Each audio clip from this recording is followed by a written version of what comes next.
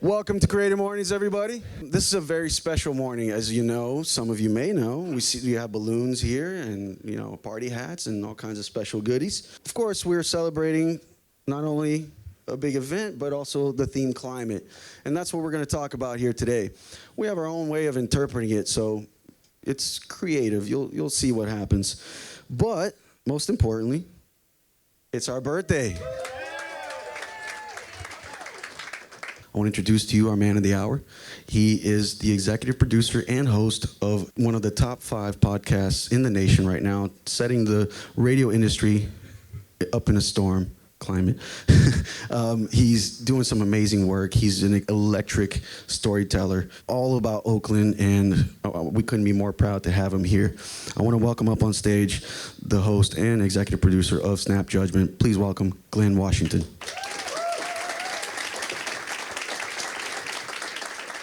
Hello, everybody. How y'all doing? I like this 20-minute lecture. That sounds very... Never done a lecture before. I get to tell you a story about sort of my entree into Oakland, and we're going to talk a little bit about climate. I think from a perspective you might not have thought about it before. About 15 years ago, the company I was working for and I came to an agreement that I should not work there anymore.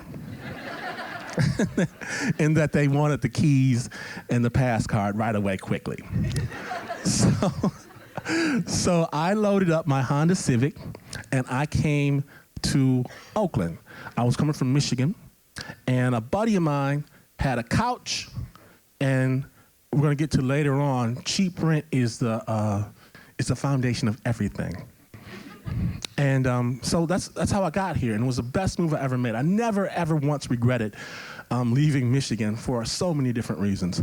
But it was a good spot for me. Things started going well. I'm running a few things, and fast forward a little bit, I was minding my own business, listening to a podcast, and I heard about this contest. It was supposed to be like American Idol for public media. But for real? And it turned out the deadline for entry was the next day. And so my little daughter, she was 2 years old at the time. She came downstairs. She was supposed to be in bed. And I said, all right, sit right there. I'm going to tell you a story. And I did. Made a little story for her. This was kind of back in the day. I didn't really, I had a little garage band on my Mac, did a little something on it, and sent it off. I do not come from an audio production background. About 3 months later, I got a call, and they said, congratulations. You are one of 10 finalists in the country. And I thought, nice job, Mark. Click, hung up on him. Thought it was my buddy Mark. Cracking wise. They called back, who's Mark? Why are you hanging up on us? So that ended up being, yes, I was one of 10 finalists nationwide for this contest of which you didn't know what you were going to win at the end. Do you want to do it or not? I guess so. Sure. So they get these things like, okay, we're going to give you a word, and you have 2 minutes to riff on it. Huh? Grace. Go. And I had to tell a story or something like that off that word. We start doing these various things, and they kind of kick people off the virtual island, so to speak, until finally there was 3 of us left. And one woman from Boston, a dude from Florida, and myself. And they said, all right, you have 4 days to make a full-on radio show. 1 hour, go. So that Mark guy I was telling you about, I called him. I was like, man, you got to help me, man. You got to help me. And he came over, and we went to work. Just crazy. It was I didn't sleep for a week. I was dirty, I was nasty, I was doing the best I could. I don't know anything about radio, but we made a radio show. And at the end of it, I felt like, yeah, I did that, right? We sent it in, went to sleep, finally, and I woke up the next morning, and I got a phone call from the contest organizers. And the guy said, you have embarrassed yourself, you've embarrassed NPR, you've embarrassed the Corporation for Public Broadcasting, and you've embarrassed me. Click. I was in a fetal position. I didn't understand what he was talking about. And one of the most amazing acts of professional generosity, a woman, Holly Kernan, from Oakland, she was a news director at KLW. I don't know from radio, didn't know from sound, and she said, let me listen to it. And she gave me my first sort of professional notes. You know, Glynn, you're a pretty good storyteller.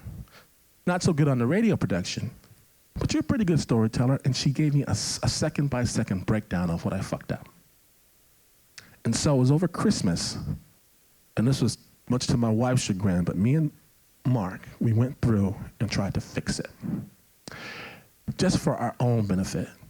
And we sent it back into this black hole that was the contest, just so I could sleep at night.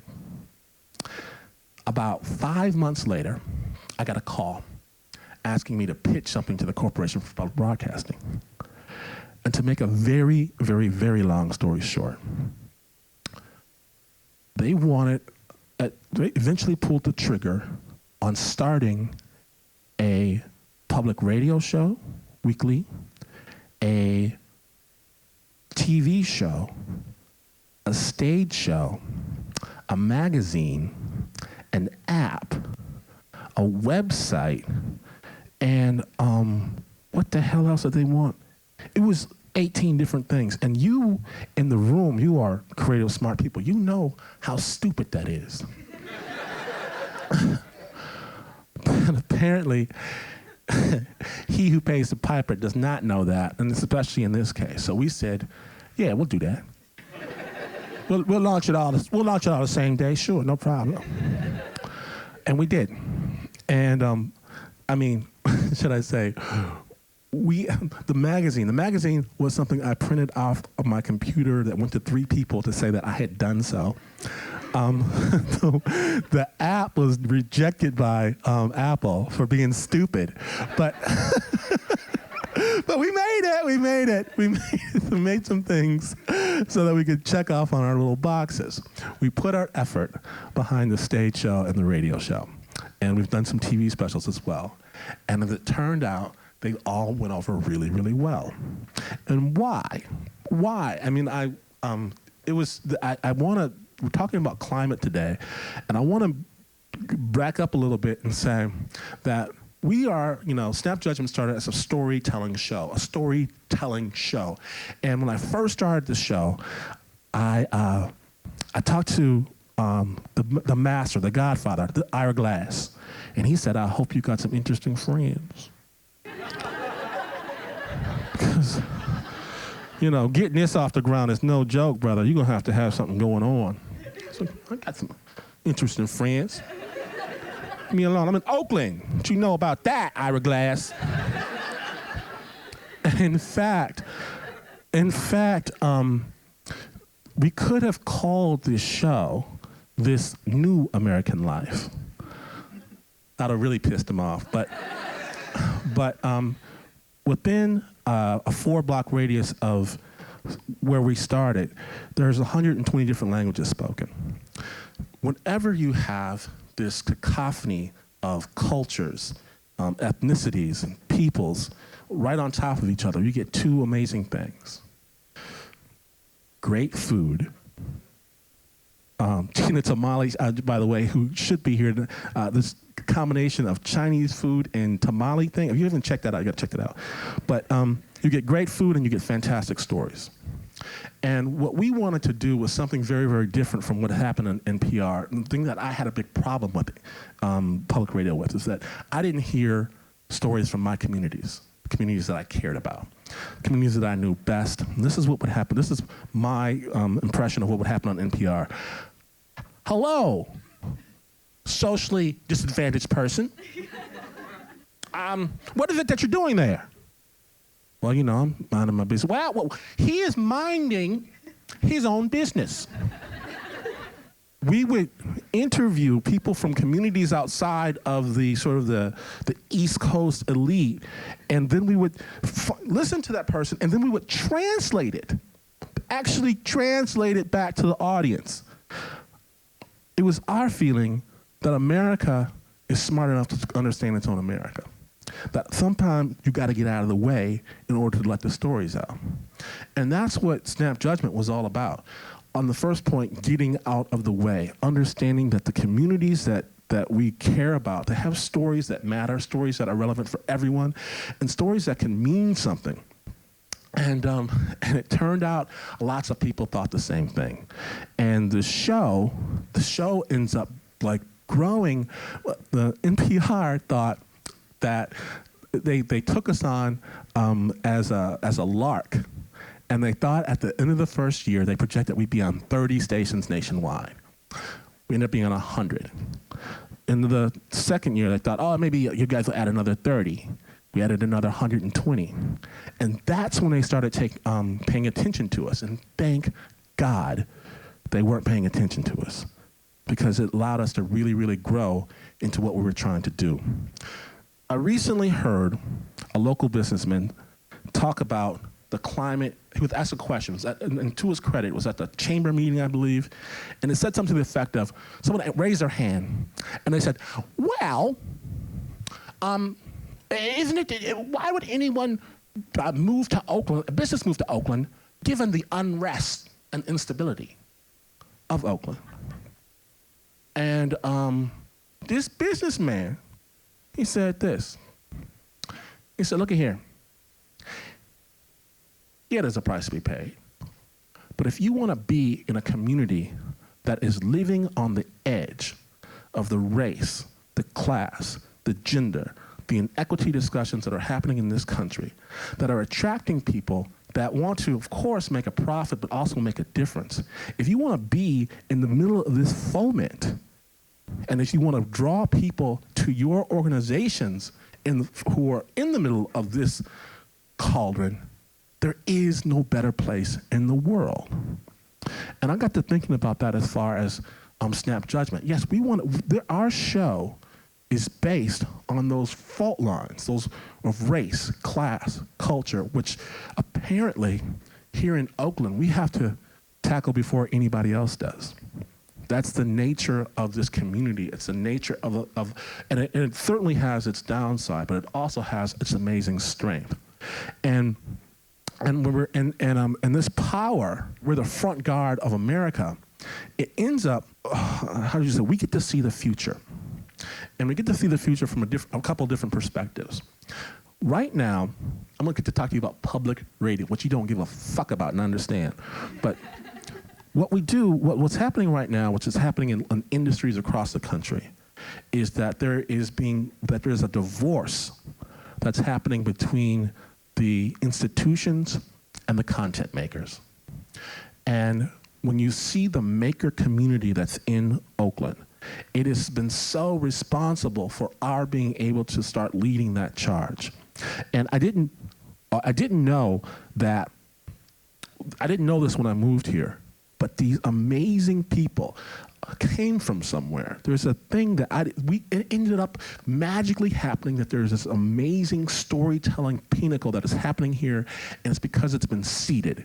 It's been seeded by organizations like Youth Speaks, like Youth Radio, and all these things I ended up being the inheritor of this community of people that are able to rock their stories like nobody else, and come from communities that people have ignored, and prove how powerful the stories from those communities can be. And now, so when we first started the show, I was so upset 5 years ago when KQED, the largest public radio station in the country, decided that the best time slot for Snap Judgment for these stories in their own community right next door, they decided the best slot for us was 1 a.m. Saturday morning. But since then, the rise of the podcast generation has made it so that I don't give a fuck where they put us. Because our people are finding these stories. And this is what's happened. Like Roman Mars is in Oakland, 99% invisible. They're finding him. He's almost completely cut off the institutional aspect of his show. It's happening again and again and again that we are able to say the content is what matters. The institutions can either get on board or get out of the way. And I'm going to end by saying that is fantastic. It really is.